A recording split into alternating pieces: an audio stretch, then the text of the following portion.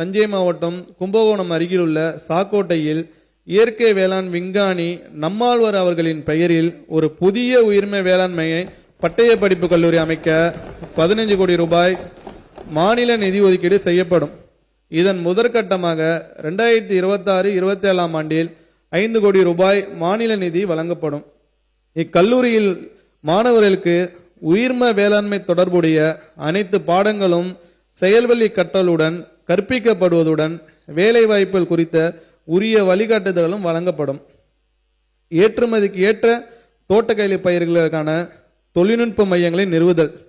தமிழ்நாட்டில் பயிரிடப்படும் ஏற்றுமதிக்கு உகந்த பயிர்களான மா, மஞ்சள், மிளகாய் முதலியவற்றில் நஞ்சற்ற சாகுபடி குறித்த விழிப்புணர்வை விவசாயிகளும் ஏற்படுத்தவும் இப்பயிர்களை சாகுபடி செய்யும் விவசாயிகளை உலகளாவிய ஏற்றுமதி சந்தையுடன் நேரடியாக இணைப்பதற்காகவும் பயிர் வாரியாக ஏற்றுமதிக்கான நவீன தொழில்நுட்ப மையங்கள் எக்ஸ்போர்ட் ஓரியன்ட் டெக்னாலஜி ஹப்ஸ் நிறுவப்படும். இம்மையங்கள் வாயிலாக விவசாயிகளுக்கு தேவையான உயர்தர பயிற்சிகள், முறையான வழிகாட்டுதல்கள், விரிவான தொழில்நுட்ப ஆதரவுகள் ஆகியவை வழங்கப்படும். இதன்படி மா தொழில்நுட்ப மையம் கிருஷ்ணகிரி மாவட்டம் பையூரிலும், மிளகாய் தொழில்நுட்ப மையம் ராமநாதபுரம் மற்றும் தூத்துக்குடி மாவட்டம் கோவில்பட்டியிலும், மஞ்சள் தொழில்நுட்ப மையம் ஈரோடு மாவட்டம் பவானிசாகரிலும் புதிதாக நிறுவப்படும்.